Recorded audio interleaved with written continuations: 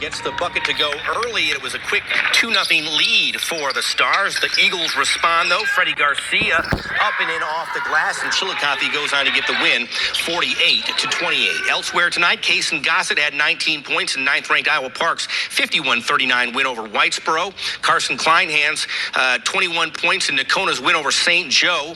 Raider Man poured in 35 as Bowie beat Petrolia 75-62, and Cordarian Duncan with a big night, 29 points in Electra's victory over Bellevue, 63-57.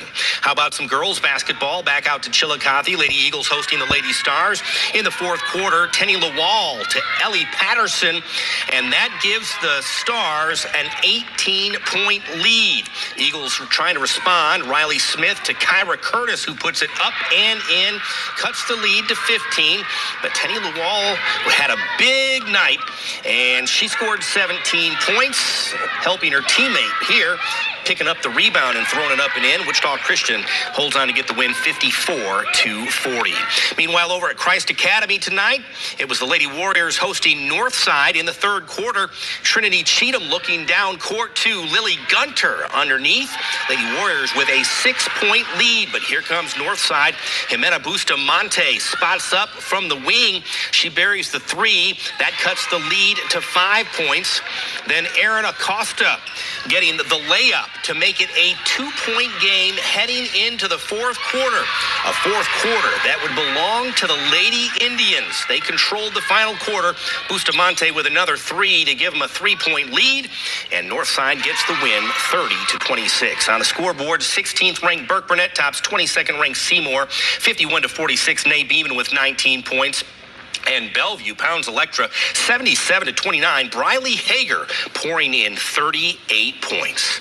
That's going to do it for Friday Night Football. We hope you'll tune in on KFDX Plus or at TexomasHomepage.com at 11:30. Another hour of football action, postgame, and scores. We'll see you then.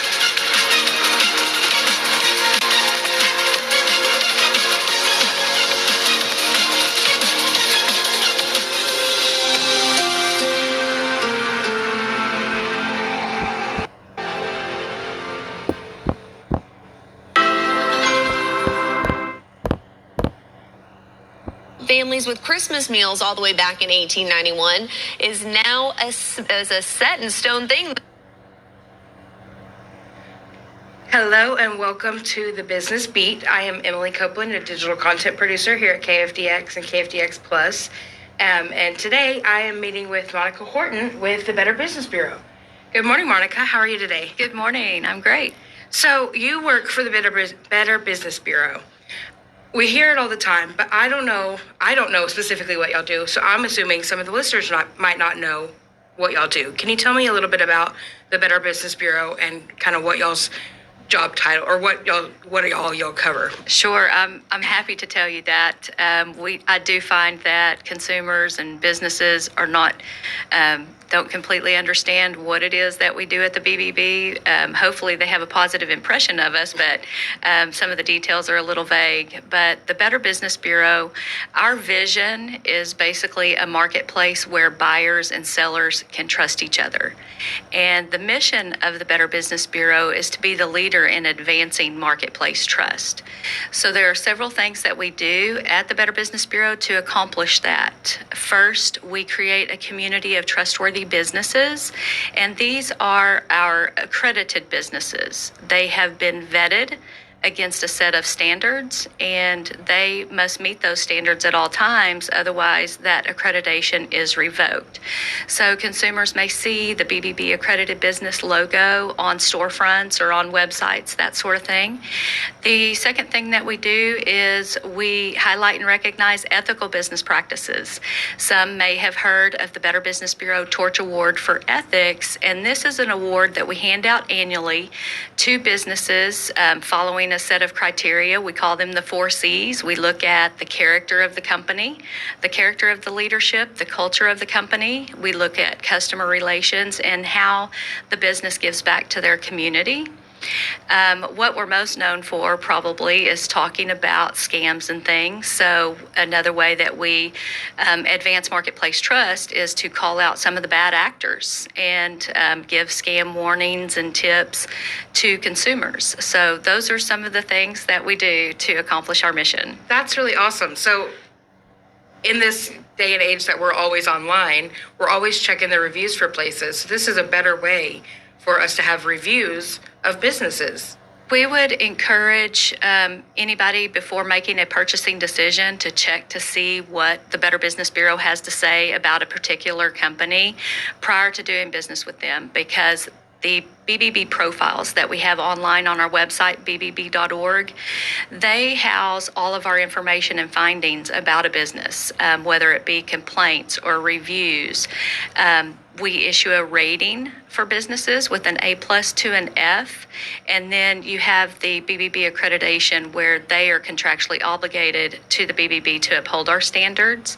So if we have a situation where we've issued an F rating on a particular business and we've had several hundred complaints, we want that report to prevent the next consumer from having the same bad experience so many others have already had. Absolutely. That's incredible.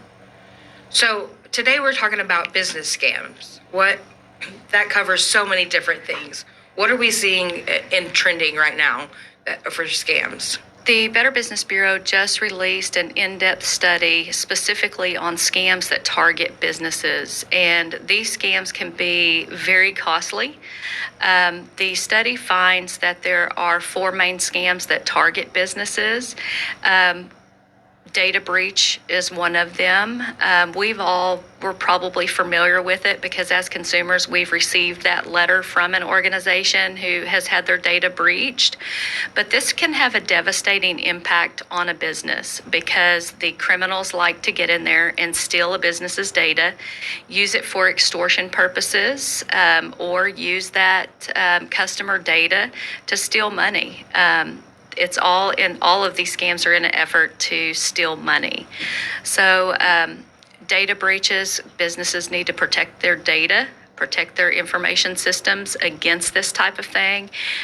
We always say, consult with an IT professional and make sure you have your firewalls and that sort of thing set up. It's not going to completely prevent anything from happening, but we can make it a heck of a lot more difficult for the crooks to get in there and steal data. Two-factor authentication is something that we talk about on the consumer and the business side. That's so important. Some of the businesses are hesitant in setting that up because they want their employees to be able just to get straight to the task at hand rather than have to jump through some authentication methods. I'm guilty of that. I complain all the time about our authentication systems and how it's so slow, but the IT always informs me that it's because it's being safer for us. That's right. So I know it's a good practice, but I understand the frustration with businesses wanting to be able to do things as quickly as possible. It is. It's so important. And I mean, I'll admit to it is a hassle, but our IT department tells us the same thing as well. So, another form of scam that targets businesses is impersonation. And impersonation can be either external impersonation or internal impersonation. So internal impersonation would be basically the crooks are trying to assume the identity of the business owner or a key employee in the organization and instruct people to send payments or that sort of thing. So we have had training on that as well. If you're within an organization on how to identify some of those things, but with AI, it's getting more and more difficult to recognize these, fake emails and that sort of thing. Absolutely is. So they like to get in and pose as an internal employee of the organization, but an external impersonation would be where a business receives an invoice from one of their vendors. And this could be a situation where, and we've had one report to us, one company reported that their vendors systems were hacked into, and they saw the regular customers of a particular vendor, so they sent out fake invoices with, wiring instructions. This was a situation where the company did wire money to that particular vendor, and they wired money to them on a regular basis, but it was a simple email that looked exactly as though it came from the vendor with different instructions, wiring instructions on the bottom of it. So we've had that situation. We have had reports from businesses where their identity is being used to perpetuate scams. So if you're a business and you've been around for a long time, this one in particular had been around for 30 years, and the crooks like to impersonate these organizations because they're trusted and they've been around. So in one situation, these crooks created a website posing as the business, and it mimicked exactly, what the company's website looked like. And they were selling products and not delivering. So that was a situation where this business started receiving the threatening calls from the people who had been scammed. So there's the external impersonation. And then lastly, fake services. We hear from businesses who are being sent invoices for fake services, but it could be a situation where an employee signs up for free services. So we want businesses to just guard their information and don't give out their company information, even if it's a situation where someone is offering free services to you. So in those situations, some reports, the businesses just received an invoice and knew that it was a fake invoice. Some reports, they had paid the invoice and didn't find out until later that it was for a fake service. So those are the four main scams that target businesses. Okay, so how as business owners, people need to lock down their firewalls. They need to be more secure. Is there anything as consumers that we can do to help in these situations? We're not only consumers, but we're also employees of these businesses. So it is imperative that the businesses train their employees about the tactics that these crooks will use against the business, and just be in tune and alert as these things come in, how to identify them. And the Better Business Bureau, when we released our study on scams that target businesses, we also hosted a webinar for our BBB accredited businesses to attend and hear about this same information. And we have that webinar recorded. I'm happy to share that with anyone who may want the link to use it as a training tool for their employees. And, secure your information systems that you have in place. Sometimes that's the last thing on the mind of the business owner. They're busy running their business and, offering their products and services and making payroll and that sort of thing. So. Absolutely. Well, that is about all the time we have for today. Thank you so much for coming in, Miss Monica. Monica will be here once a month, here with us on the Business Beat, and we look forward to all of the amazing information she has to share with us. Y'all have a great day, and definitely tune back in for the Business Beat.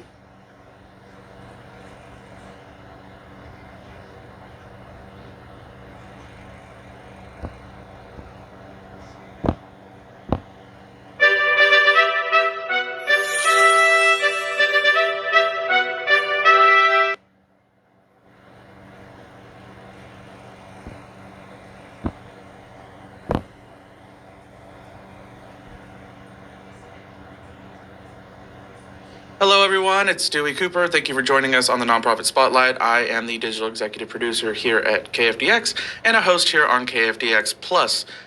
Joining me today is Elizabeth Hamilton with the Wichita Adult Literacy Council. How are you doing today? Good. Thank you so much for joining us to come talk about, what you guys do. Just start out, talk to me a little bit about your role at the Adult Literacy Council and then what you guys do in the community. Okay. I am the executive director of the Wichita Adult Literacy Council. We exist as a nonprofit to help adults with their literacy skills. And we do this by offering free one-on-one tutoring. We also have some small groups that we tutor with as well. And then we partner with other organizations in the area to provide different literacy experiences for adults. Yeah. So, talk to me about the importance of your mission, right? Literacy is, I mean, Important. it's very important. So, Yeah. talk to me a little bit about Like why adults specifically? why. Yeah, why do you guys target adults Yeah. specifically? So, research has proven that when adults are illiterate, it just kind of builds, it's a cycle. So then children aren't as literate, they don't receive as wonderful jobs, and it's just kind of a cycle. And so we exist to hopefully help parents or adults and then build healthier families. Awesome. And Wichita's in the name. Do you guys only help people in Wichita Falls? No, that's a great question. So we exist to help, our surrounding regions as well. We actually have a group that tutors in Nakona, and then we service all of our surrounding regions as well. And how long has the Adult Literacy Council been around? Yeah, so we became a 501c3 in 1983, I believe. Okay. So we've been around for a little while. Is that 42 years? Yeah, 42 years. That's awesome. What you doing math? Hey, I'm a journalist. I'm not good at math. Speaking of, you guys don't only just teach people how to read. Right, correct. So we do a lot of ESL, English as a second language.